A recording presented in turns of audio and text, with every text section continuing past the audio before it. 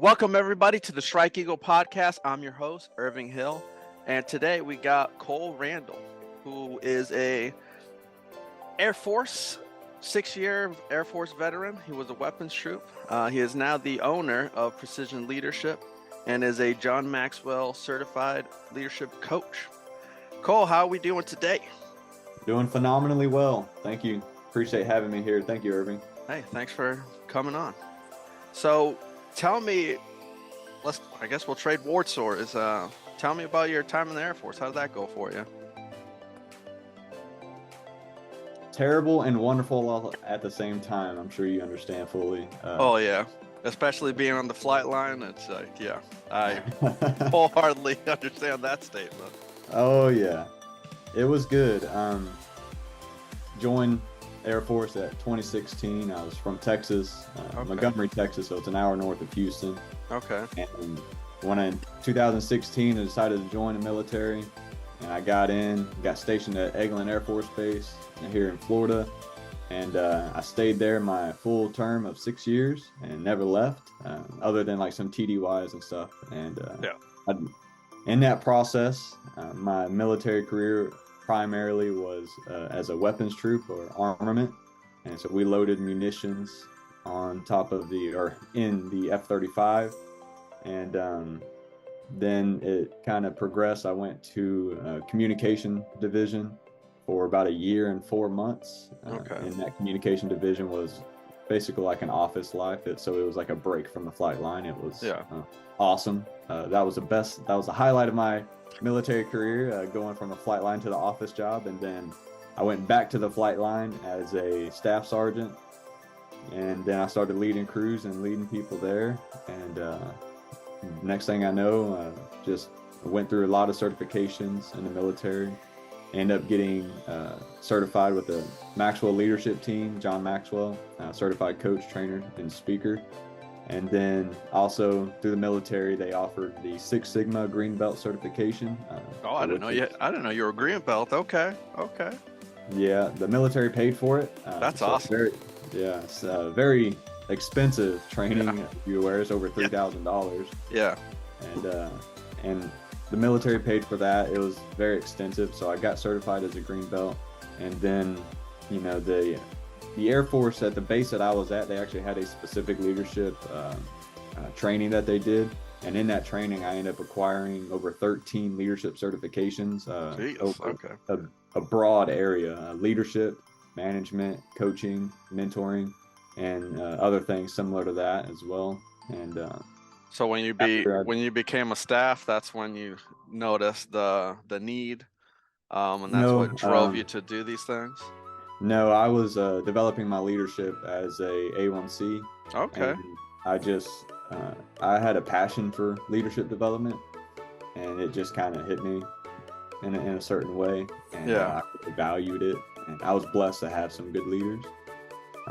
In that process, I definitely did not have that same experience.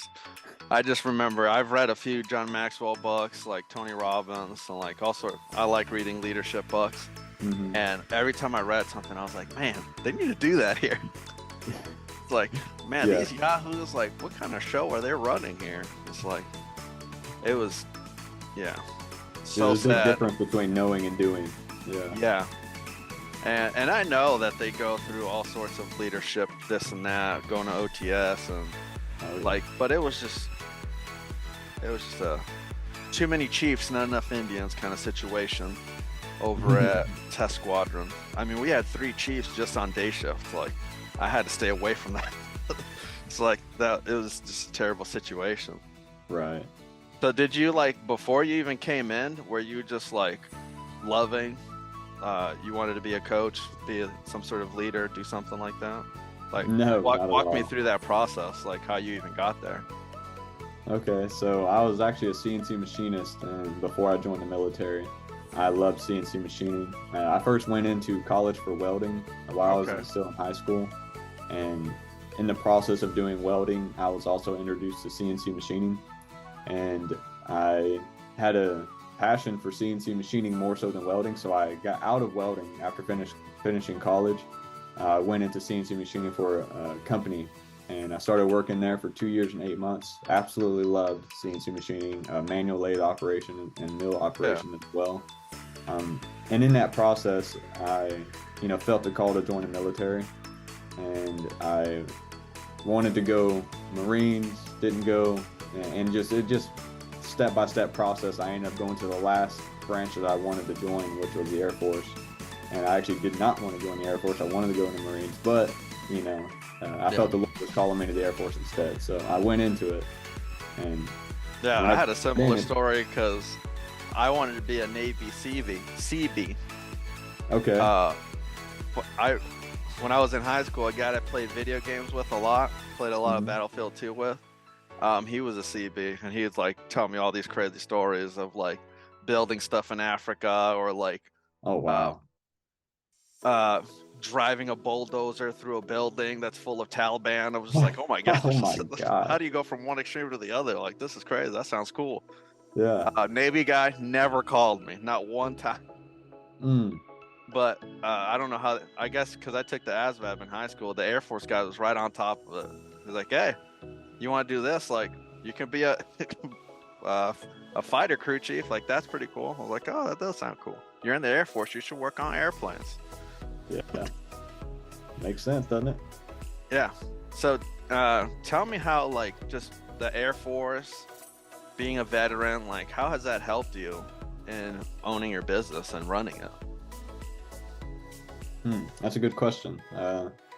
They helped me a lot with one, getting certified in the knowledge.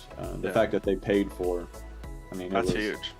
Yeah, it was huge. I mean, again, like I said, I got, the green belt certification's over $3,000 to get. Well, at least at the time it was. And then I got over 13 certifications in leadership, management, and, coaching and mentorship. So all of these very extensive trainings that it took me years to get. It was almost like going to college, except that they weren't a college degree. They were certification classes.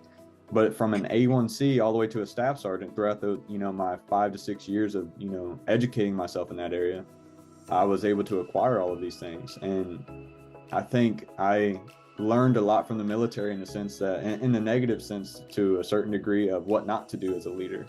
And, I was blessed with some good leaders, but I was also cursed with some bad ones, right? But I think maybe I was actually blessed with some bad ones, because I believe it's the bad leaders that we have that makes us appreciate the good leaders that we have as well. And we appreciate them a lot more when we experience bad leaders. Yeah. So it helped me in those areas of learning things. One of I think the unique key aspects is whenever I exhausted everything that I could in the military, for the Air Force that offered to pay for leadership certifications and classes and stuff like that. The next step would be like getting a bachelor's degree in, leadership development. And as I did more research and stuff on that, I realized that leadership development and bachelor's degree isn't actually leadership development. I know it sounds weird, but it's really business development. Yeah. But I didn't want to do business development. I actually wanted to do real leadership, as in person to person, not business to, business.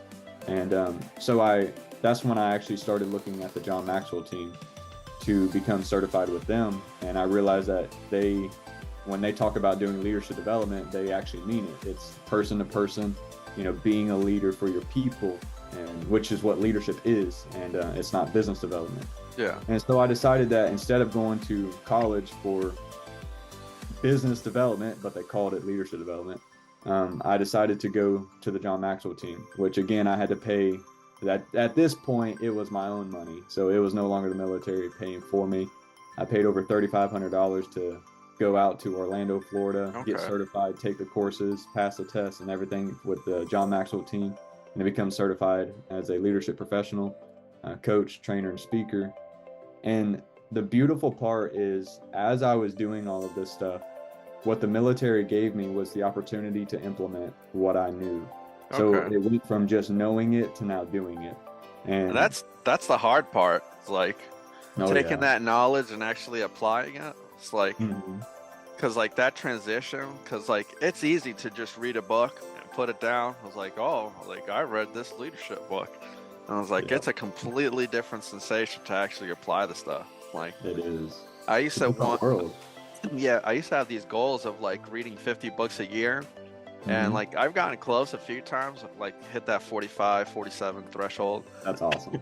But like I stopped doing that, and I was like, okay, I think in 2021, I said that this is the year of doing. I was like, I'm just gonna like read a chapter of a book, and like whatever that says, like I'm gonna apply that until like I got the handle of it. Cause like I think it's Gary Vee that says like you can't read a book on doing push-ups. Like you gotta actually go out there and do the stuff.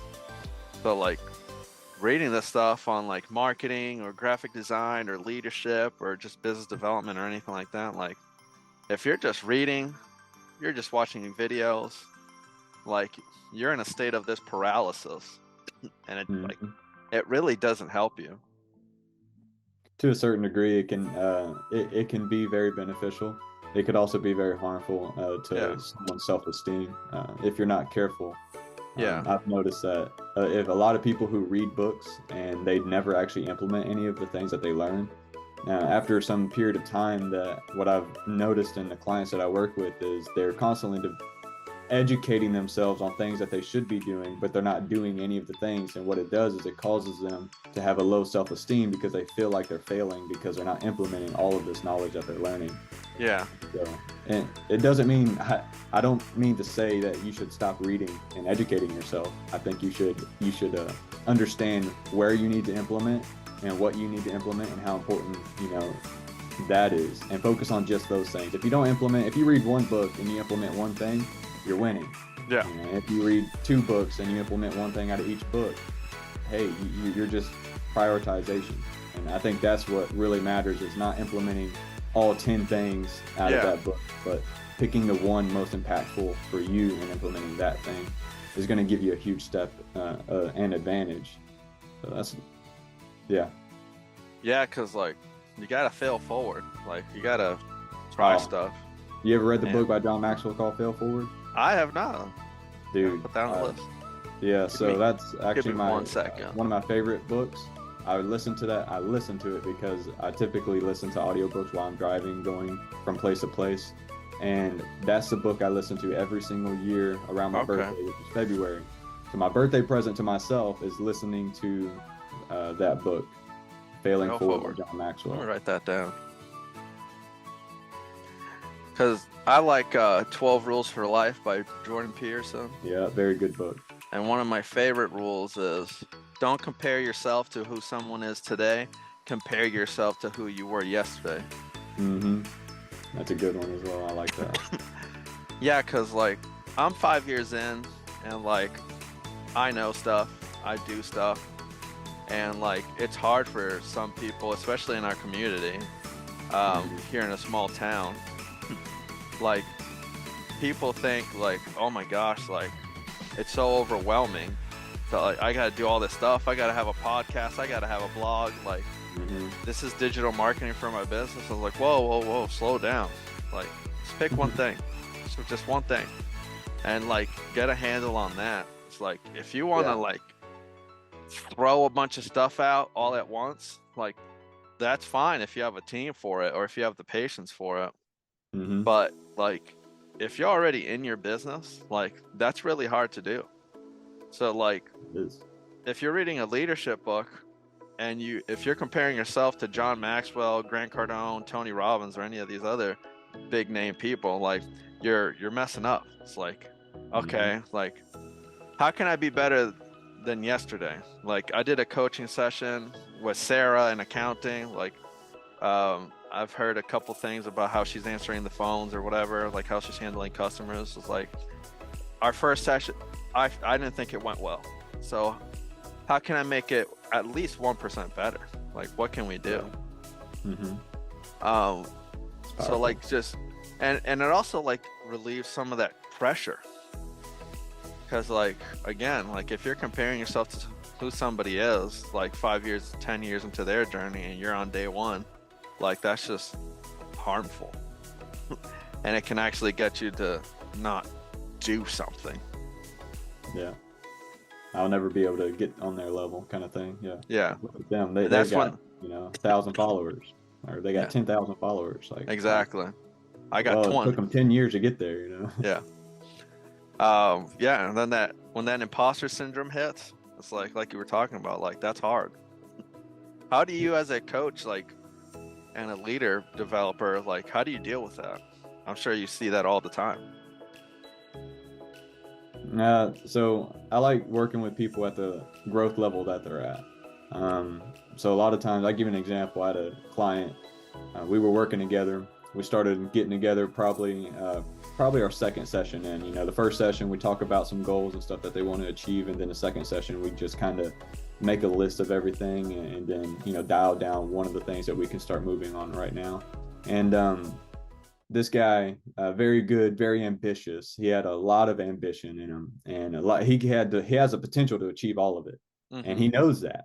So he makes a list of 15 different goals that he wants to implement and achieve in like his life.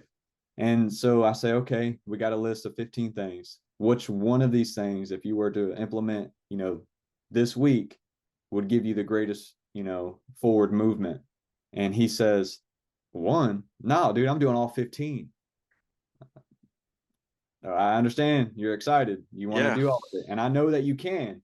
But right now, how much have you achieved on a regular basis? It's like you have to figure that out. So what is your growth level in this moment? And if your growth level is, if you have the discipline and the track record of being able to accomplish 15 things every single day, every single week, and you're just killing it, then hey, jump for it. You've already have the track record, you have the discipline, you have the goal achievement under your belt already. Go get 15. That's fine. But if you haven't been doing any of them, 0 percentile goal achievement, and your growth level is at like level one, exactly. the chances of you taking all 15 it's basically little to none. It's almost impossible. You're not going to do it because you don't have the track record, you don't have the Yeah. discipline, you don't have that motivation yet. And Not so I not suggested just all of take us one. can be Gordon Ramsay or Elon Musk. How you run for like 15 restaurants and you own Twitter, you have SpaceX, you're like boring tunnels into the earth. Like how the heck those guys do it is beyond me. Like that ain't my brand. Right. I would be the And guy that tries to do 15 things and gets zero things accomplished. and ultimately that's what ended up happening with this individual, because of his ambition and his drive. And this is just, it's a part of the process. And this is what I always tell my clients. Focus on the process, not on the results. If you focus on the results, you'll fail the process. And if you Yeah, fail the process, you won't know how to fix the process in order to get the results. exactly. So one of the things that he did is he decided to go for all 15 between, and in his first week, I'm going for all 15. I suggested that we break it down to one, and to pick one that can make the most forward movement for him to start getting goal achievement under his belt. And he felt like he could do all 15 in 1 week, so he went for it. And of course I let him do that because I'm not, I'm a coach. I'm just Yeah, going to give advice and help where I can, but ultimately he's the decision maker of his own yeah, goals, his ambitions, and he is accountable to himself. So he went after it. And the next week we talked, and I said, all right, what's your progress? And he said, well, on day one, I woke up, I tried to do this one. I was a little late. I didn't finish it. So I kind of stopped. And then I tried to do the second one, and I ended up not doing it because I ran out of time. And then, so I tried to do the third one. And then he says the second day, kind of the same thing. And then, so what's your progress? Have you done anything? No, I didn't accomplish any of them. Not a single one. I'm like, okay, so how do you feel maybe breaking it down? Let's do, instead of doing 15, let's do less, maybe one or two or three. No, man, I'm telling you, I just need to get committed. I can do it. I can do all 15. I just needed to I'm getting there. Okay, cool. So he goes out the next week and he does it. He comes back a week later. So, well, what's the progress? Well, didn't do it because of this. Didn't do any of them. And so it took about 4 weeks for him to realize that, you know what? 15 is maybe a little too ambitious yep. for where I'm at right now. So let me break it down to, let's just do one. And so he picked one that was going to make the biggest movement. And then between the next week, he completed that one thing and then started the second thing and was halfway done by the Exactly. time we got to our coaching session. And so that's one of the ways I do it is, going back to your question, is I help them build their confidence, their self-esteem by using goal achievement. So if they accomplish one goal, that's goal achievement for them. That boosts you. It builds confidence. It builds you up. Okay, well, let's use that fuel to achieve a second goal. Let's use that fuel to achieve a third goal. Right. And you keep doing that. And then what you'll see is that people can actually go from doing one thing a week to two or three things a week. Yeah, On top of that, those two or three things that they're doing are bigger than they ever thought possible. exactly. Yeah. They start setting bigger goals. And it's really exciting. That's why I always tell people it's like, um, I don't know where I got this from, but 100-watt light bulb and 100-watt laser has the same amount of energy, but a light bulb can't melt through steel. Like that focus, that concentration, like it really like it does something different. It's like you're a different person. Um, Mm, I I like love anime and I love talking about how Goku's literally only obsessed with one thing, and that's fighting people. It don't that. matter if you're a god, whatever.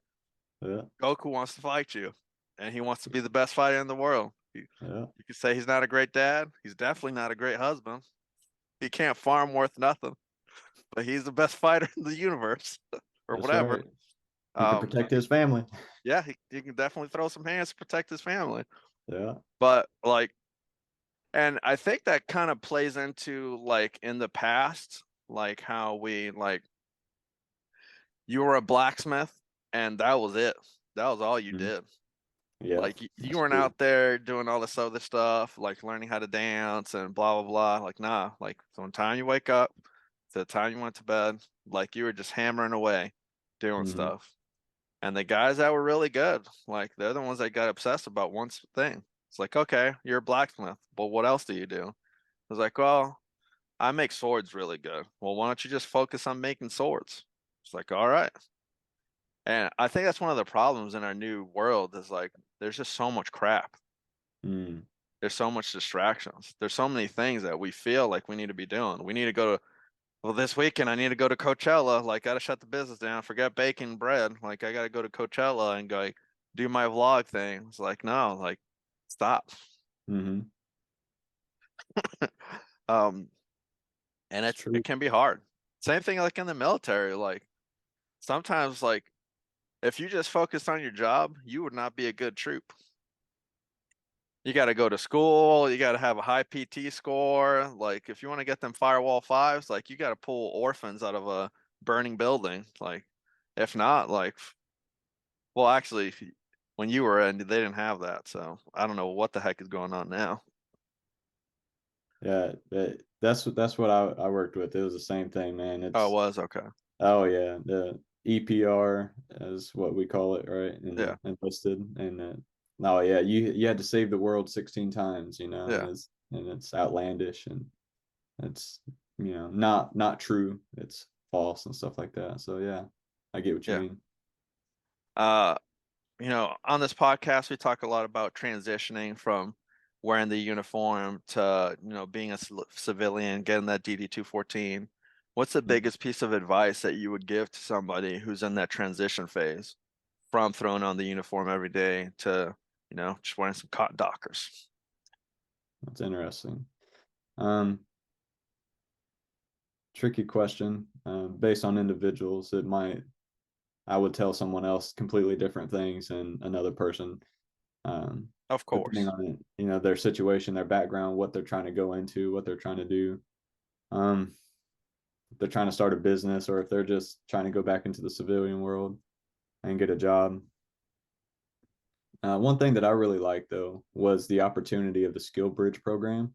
I think that was awesome because it gave you so much freedom out to go work in a civilian world, potentially get a job. So it's a hard process to actually go through, but I think if you can get into the Skill Bridge program, it's much worth it. It's That would be something that I would suggest is Yeah, I got going a into the buddy Skill going Bridge through that program. right now. Yeah, I think that's good. Yeah, they didn't have that when I was going out. Like, you're just like, all right, here you go, little baby bird. Enjoy. Figure it Yeah. out. I mean, they had that like what was like a 10-day course where like they teach you how to write a resume. They bring in different employers. Like I know Waffle House loves hiring veterans. Oh I yeah. forgot who else came. Kmart was still a thing, like they were there. Um, Mhm. but like that transition is really hard for most of us because like before you Mhm. used to wake up and somebody would tell you what to do, and that's it. That stops. Yeah, And like true. we feel like we lose like a piece of our identity because of it, because like that is the esprit de corps is gone. I know people hate using that word, but like that camaraderie is gone. Like you're not with your boys, Yeah, and it's not the same in the civilian world. It really isn't. it's a little different. Yeah, that's Yeah, it's a hard transition sometimes. But I think if anything, no matter what area you're going in, so if you're going in civilian sector, you're looking for a job, I would highly suggest going for skill bridge. If you're someone who's starting your own business and you want to do that, I would suggest signing up with the SBA, a Small Business Administration. yeah, Signing up with them as soon as you can, creating an account with them. They have counselors, consultant people can help you. They'll give you the resources for loans, for for free. yeah, it's all free stuff, and they'll set you up with the SBDC, and you have consultants who can help you and start your business. And that knowledge right there is so invaluable. It's one of the biggest game changers in my business was signing up with the SBA, doing stuff like that, getting certified as a small business veteran owner, and being able to register to do contracts with military individuals. If you have a business that does that, you can contract with, I mean, maybe even the base that you're at or a Yeah, local base to your home or wherever you're going. Huge benefits. But in all areas, regardless of where you go, I think the number one thing you could really develop is your ability to communicate and understand individuals. yeah, I think that is the biggest problem that we have in transition is our inability to understand and communicate effectively, because we try to communicate the way we've been communicating inside the military, and with the same demeanor, tonality, attitude, and hierarchy. And then you get in the civilian world and you realize it's not the same. It's nope. different, and You and can't that's just okay. knife hand civilians. Right, and that's okay that it's that way. Yeah, And we just have to adapt and learn how to communicate in that style. And if you can understand, if you can communicate with the intention to understand the individual you're speaking with, your communication is going to get a lot better. Try to understand the human being behind the words and everything like that. So it really helps a lot. That'd be my key point. okay. We're coming up to the end of our time here. So let's do one last question. How important is mentorship for veteran entrepreneurs, and what qualities should they look for in a mentor? Mentorship is absolutely important. 10 out of 10. I wouldn't move without it. I wouldn't go without it. Find a mentor. What are you looking for? That's I a I always tell people, find somebody that's in the place where you want to be at the same age. So like, if you want to be a good dad, like, what does that even mean to you? Like, what is a good dad? Does this person exist? Find a guy at your church or like that's in your circle who you mhm, think is a good dad. Like his kids still like they're older and they still want to hang out with him, come over, like be a part of the family, like who doesn't just lose it. Like, what does it find out what that looks like for you and then like try and find that person and just ask them. mhm. I Same think thing that's in good. yeah, same thing in business. Definitely asking for people to be your mentor is a big deal. I heard once, don't find someone who is 10 years older than you. Look for someone who is within the next 5 years older than you, within that range. And the Yeah, reason that they explained it was that 10 years is too far, especially with the advancing technology and society, how yeah, it just changes so quickly. So a mentor who's going to be giving you advice where you're at, they're already 10 years ahead of that. And they're going to be looking back at your situation, and they're not going to be able to connect all the dots because just face it, we forget a lot. yeah, We forget a lot of what we went through at the time that we were at. And I've firsthand experienced this.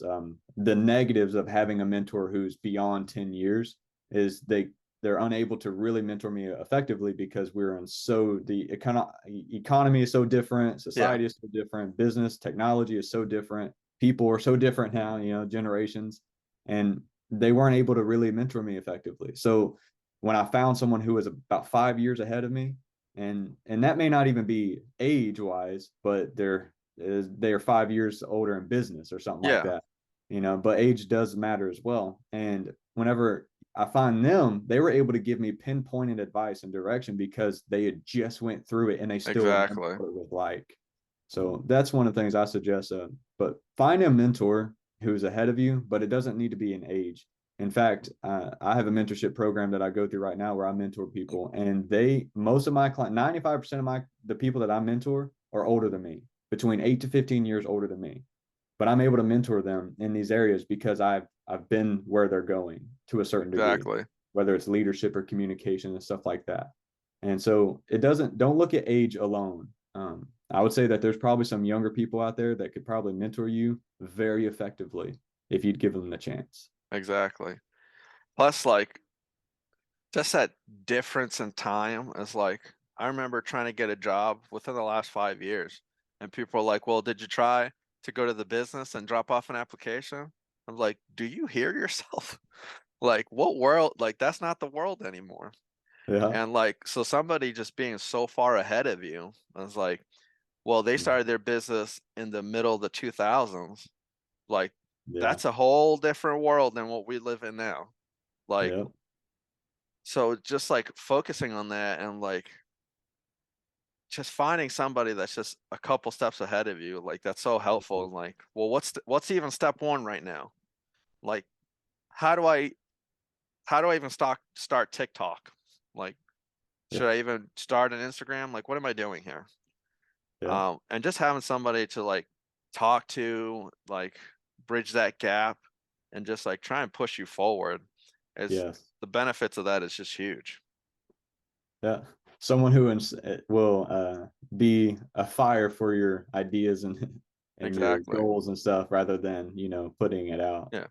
Because even as business owners like you and I can talk to you about business things, but Mhm. like my normal friends, like that's not a conversation I can have because like Mm-mm. they're in a completely different world, like especially if they're risk averse, like they're just gonna squash your dreams. It's And they very don't mean true. to. And I like mean, they love you. the conversations we have in our mentorship program, because we meet together every single week, and those conversations, those are high level people. These are high achievers, and we're coming together and we're talking about success. We're talking about business. We're talking about goals. We're talking about these good things. And those conversations are so different than any conversation you have outside of those calls. Exactly. Because they're just not operating at that level. Yeah. They don't think that. That's not to dog them or say anything bad about them, but they're just not thinking at that way Yeah. or on that level. We're thinking about a whole nother level, a whole different area of thinking is happening in there. And those conversations are so different. So I think you're right on that. It depends on who you associate with. What kind of conversations are you having? Exactly. Um, what's that? You're the sum of the five closest people that you associate with. So like Absolutely. pick those five carefully because like they can make Absolutely. or break you. Cole, we're coming up to the end of our time here. Where can people find you? Well, they can find me on Google by searching Precision Leadership LLC or finding Cole A. Randall on social media. Yep. Go ahead, check him out. He's an awesome guy, great coaching. Thank you. Thank you for tuning in. Go ahead, drop a subscribe, drop a like, leave a comment. Share it with your friends. If you know a veteran that is thinking about starting a business, is in business, and you think this information is valuable for them, go ahead and share it with them. And thank you for tuning into the Strike Eagle podcast. Have a great day.